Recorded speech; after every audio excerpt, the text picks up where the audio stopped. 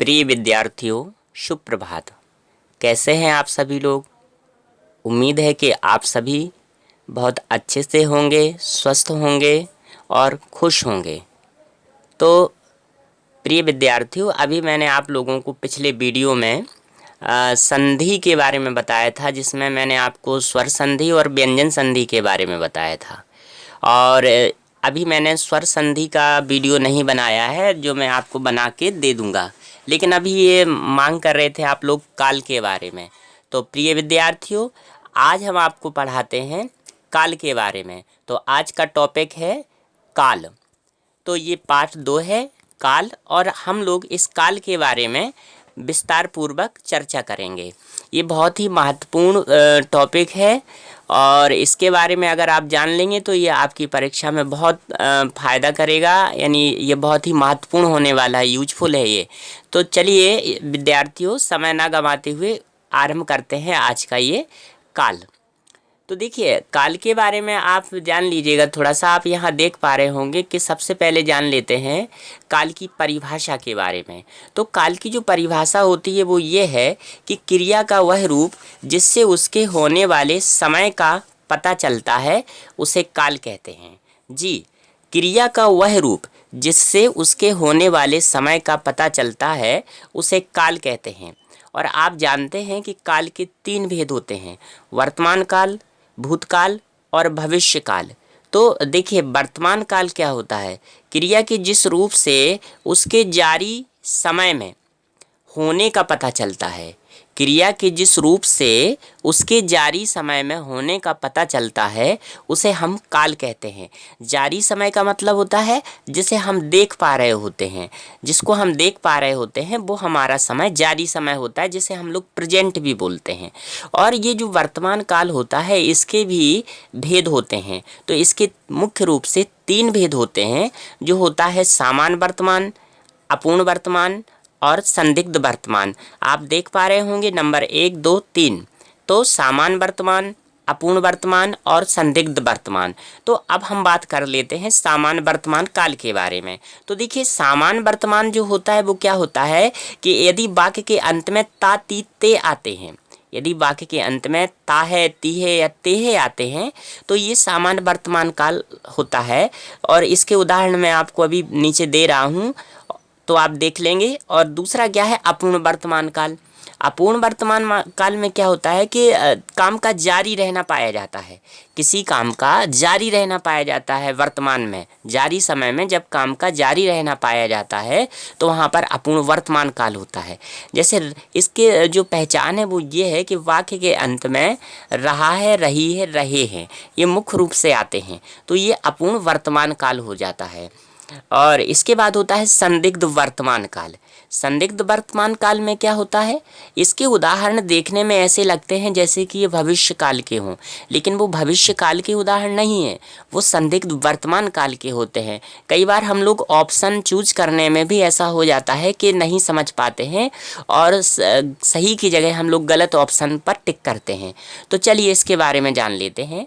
देखिए, अगर वाक्य के अंत में ता, ती, ते या रहा, रही, रहे के बाद होगा, होगी या होंगे ऐसे शब्दों का प्रयोग हो, तो आप समझ लीजिएगा कि वहाँ पर आपका ये संदिग्ध वर्तमान काल होता है। देखिए, अब उदाहरण में हम लोग एक एक करके देखते हैं।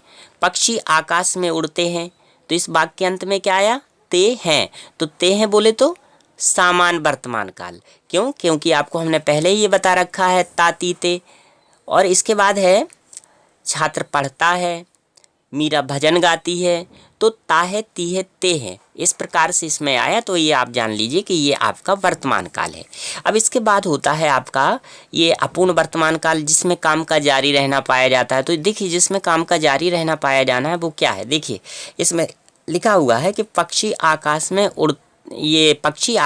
उड़ रहे हैं, छात्र पढ़ रहा है, मीरा भजन गा रही है।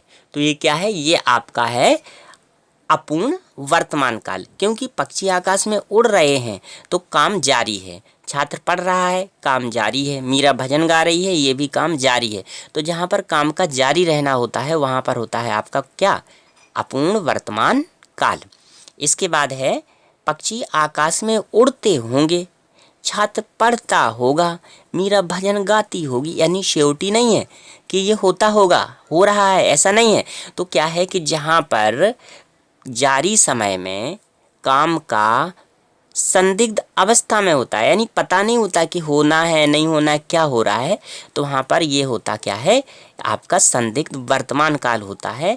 तो आपका ये सरल तरीके से समझने का एक ही उपाय है कि आप इसको अगर ऐसे समझ लेंगे कि देखिए, अगर वाक्य के अंत में ता तीते या रहा रही रहे के बाद होगा होगी होंगे आता है, तो आप समझ लीजिए कि ये आपका संदिग्ध वर्तमान काल का उदाहरण है।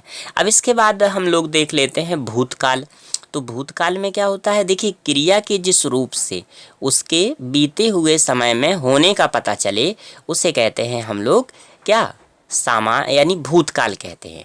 और भूतकाल के भेद होते हैं कितने, भूतकाल के भेद होते हैं 6।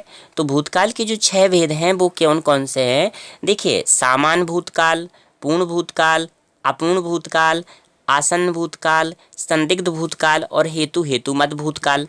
तो अब आपको समझना क्या है कि वाक्य के अंत में या ई ए आएगा। अगर वाक्य के अंत में आपका या ई ए आ गया तो आप समझ लीजिए कि वहाँ पर आपका सामान्य भूतकाल है। पूर्ण भूतकाल में क्या होगा, पूर्ण भूतकाल में अगर वाक्य के अंत में था थी थे आ जाता है तो यह पूर्ण भूतकाल होगा। अपूर्ण भूतकाल में अगर रहा था रही थे रहे थे आ जाएगा तो ये आपका अपूर्ण भूतकाल हो जाएगा। इसके बाद होता है आसन्न भूतकाल। आसन्न भूतकाल का में क्या होगा कि अगर वाक्य के अंत में या है, ई या ई है, ये हैं, ऐसा आएगा तो आप समझ लीजिए वो आसन्न भूतकाल होगा। संदिग्ध भूतकाल क्या होता है कि अगर वाक्य के अंत में या होगा, ई होगी, ए होंगे आएगा तो वहाँ पर क्या होगा, संदिग्ध, ये आपका भूतकाल होगा। हेतुमत भूतकाल में क्या होता है कि जब वाक्य में एक काम का होना दूसरे काम पर निर्भर हो तो वहाँ पर होता है आपका क्या, ये हेतुमत भूतकाल। जैसे यदि आप बुलाते तो हम आते, यदि वर्षा होती तो पैदावार भी होती। अब आपने यहाँ देखा होगा कि एक काम का होना दूसरे पर निर्भर कर रहा है, यानी फसल का अच्छा होना किस पर निर्भर कर रहा है, बरसात पर निर्भर कर रहा है।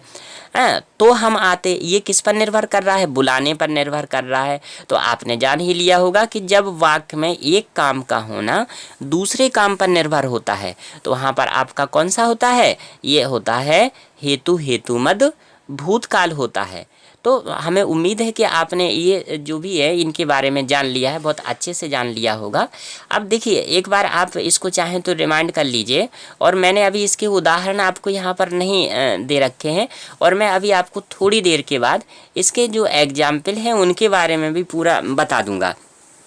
आप जान ही गए होंगे कि जो बीता हुआ समय होता है, आप जान लीजिएगा कि जो हमारा बीता हुआ समय होता है ये भूतकाल होता है, और जो हमारा आने वाला समय होता है वो भविष्यकाल होता है। और जिस समय में हम रह रहे होते हैं, जिस समय को हम देख पा रहे होते हैं, वो समय हमारा क्या होता है, वर्तमान काल होता है। तो आपने ये जान लिया होगा इसके बारे में।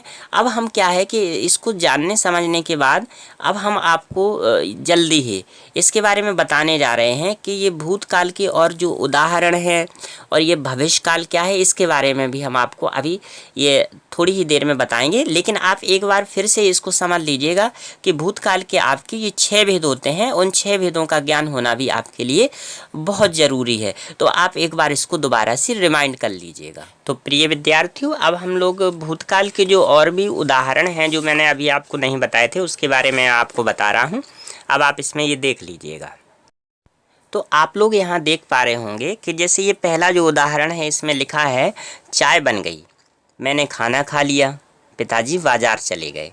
अब आप इसमें देखिए कि वाक्य के अंत में ई आया, दूसरे में या आया और तीसरे में इसमें ए आया। तो हमने आपको बताया था कि ये क्या है कि सामान्य भूतकाल का क्या होता है कि जब किसी वाक्य के अंत में मैंने आपको बताया था कि आपका क्या हो जाना है, या ई ए आएगा तो वहाँ पर सामान्य भूतकाल हो जाएगा। इसके बाद दूसरा उदाहरण देखिए, यहाँ जंगल था, वहाँ नदी बहती थी, घर के बाहर लोग बैठा करते थे। तो देखिए इसमें क्या आया, था थी थे आया। तो वाक्य के अंत में अगर था थी थे आता है तो यहाँ पर हो जाता है आपका क्या, पूर्ण भूतकाल। अब अपूर्ण भूतकाल में देख लीजिएगा जी, ये तीसरा उदाहरण है। चाय बन रही थी, राहुल पढ़ रहा था, बच्चे खेल रहे थे। तो मैंने आप लोगों को बताया था कि जब वाक्य के अंत में रहा था, रही थे, रहे थे ऐसा आता है तो वहाँ पर होता है आपका अपूर्ण भूतकाल। अब इसके बाद होता आसन्न भूतकाल। आसन्न भूतकाल को समझना बहुत कठिन है थोड़ा सा, लेकिन आप सरल तरीके से मैं आपको समझाऊंगा। हम लोग इसको क्या है कि आसन्न भूतकाल को ही हम लोग क्या समझ लेते हैं, ये आपका पूरा का पूरा वर्तमान समझ लेते हैं, लेकिन ये वर्तमान नहीं होता है। देखिए, दुर्घटना हो गई है, अब ई के बाद है आ गया। रवि खाना खा चुका है, आ के बाद है आ गया। आम पक गया है, तो जहाँ पर या ई ए इनके बाद अगर है आ जाता है तो वहाँ पर हो जाता है आसन्न भूतकाल।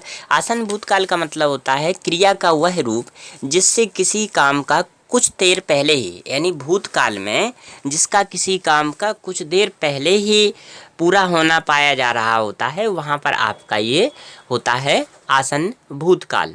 यानी काम भूतकाल में तो हुआ है, यानी कोई काम बीता है, बीते हुए समय में हुआ है, लेकिन जो बीते हुए समय में काम हुआ है वो ज़्यादा टाइम नहीं हुआ है, जिसको हम रिसेंटली पास्ट बोल सकते हैं। तो ये आपका कहलाता है आसन्न भूतकाल। इसके बाद होता है संदिग्ध भूतकाल। संदिग्ध भूतकाल में क्या होता है कि वाक्य के अंत में अगर या होगा, ई होगी, ई होंगे, ए होंगे आएगा, तो यहाँ पर होता है संदिग्ध भूतकाल। जैसे चोर पकड़ा गया होगा, चोर पकड़ा गया होगा, पता नहीं है, संदिग्ध है, डाउट है, तो लेकिन या है, तो इसलिए ये हो जाएगा आपका क्या, संदिग्ध भूतकाल। तो मैंने आपको इसके उदाहरण भी दे दिए हैं, आप देख पा रहे होंगे। चोर पकड़ा गया होगा, खीर बन गई होगी, अखबार आ गया होगा। क्लियर नहीं है, श्योर नहीं है, हो गया होगा, ऐसा हुआ होगा, ठीक है। तो बीते हुए समय में वो काम हुआ होगा, लेकिन क्या है, पता नहीं है। इसके बाद होता है, ये तो थे भूतकाल। अब भूतकाल के बाद हम आपको बताने जा रहे हैं भविष्यकाल के बारे में। भविष्यकाल में क्या होता है कि क्रिया का वह रूप जिससे उसके होने वाले समय में, जिससे उसके होने का पता आने वाले समय में होता है। यानी जो समय हमारा आने वाले समय में, क्रिया का वह रूप जिससे उसके आने वाले समय में होने का पता चलता है, वह हमारा भविष्यकाल कहलाता है। अब भविष्यकाल के क्या है कि दो भेद होते हैं, एक होता है सामान्य भविष्यकाल, एक होता है संभाव्य भविष्यकाल। तो सामान्य भविष्यकाल क्या होता है, देखिए सामान्य भविष्यकाल में तो ये होता है कि वाक्य के अंत में अगर गा गी गे आ जाएगा तो आप समझ लीजिए ये हमारा भविष्यकाल है, बट ये सामान्य भविष्यकाल है। जैसे मैं आपके घर आऊँगा, लॉकडाउन चल रहा है, आऊँगा नहीं, लेकिन ये उदाहरण है। मैं आपके घर आऊँगा, वह कानपुर जाएगी, हम सब मिलेंगे, तो ये क्या है, ये सामान्य भविष्यकाल है। अब इसके बाद होता है संभाव्य भविष्यकाल। तो संभाव्य भविष्यकाल में क्या होता है, क्रिया की जिस रूप से उसके आने वाले समय में निश्चित रूप से होने या ना होने का ज्ञान नहीं होता है, उसे हम संभाव्य भविष्यकाल कहते हैं। यानी आने वाले समय में काम तो होगा ज़रूर, लेकिन होगा या ना होगा इसका आपको ज्ञान नहीं होगा। यानी ये जो वाक्य होंगे वो ऐसे ही वाक्य होंगे, लेकिन आप साधारण तरीके से समझिएगा कि अगर वाक्य की शुरुआत शायद या संभवता से हो जाती है, तब भी वहाँ पर हमारा संभाव्य या संदिग्ध भविष्यकाल हो जाता है। जैसे संभवता या शायद पिताजी आ जाएं, यानी आ जाएंगे, तो वो वर्तमान में नहीं आए ना भूतकाल में, बल्कि आ जाएं, ये हम भविष्य से ये उम्मीद कर रहे हैं, लेकिन ये पता नहीं है, आ जाएं निश्चित नहीं है। शायद वह गीत गाएगी, तो शायद वह गीत गाएगी, लेकिन निश्चित नहीं है। शायद मैं आज नहाऊंगा, आप सभी नहाइए, गर्मी बहुत पड़ रही है, लेकिन मैं उदाहरण है, शायद मैं आज नहाऊंगा, तो पता नहीं है नहाऊंगा या नहीं नहाऊंगा, लेकिन ये शायद जुड़ा हुआ है। तो मेरे प्रिय विद्यार्थियों, मुझे उम्मीद है कि आपने इस ये जो काल है, काल को बहुत ही कम समय में समझा है। ये 15 मिनट में लगभग आपने काल के बारे में जान लिया है और काल को पूरी तरह से एंजॉय किया है। तो उम्मीद है मैं आगे फिर एक नया वीडियो लेकर आऊँगा आपके लिए, तो आप उस वीडियो को भी एंजॉय करेंगे। आप घर बैठिए, आराम से पढ़िए, पेरेंट्स को भी तंग मत करिए, खूब मन लगा कर पढ़िए, ठीक है। तो आगे मैं आपके लिए फिर एक नया वीडियो लेकर आऊँगा, तब तक के लिए मैं आपसे लेता हूँ विदा। नमस्कार।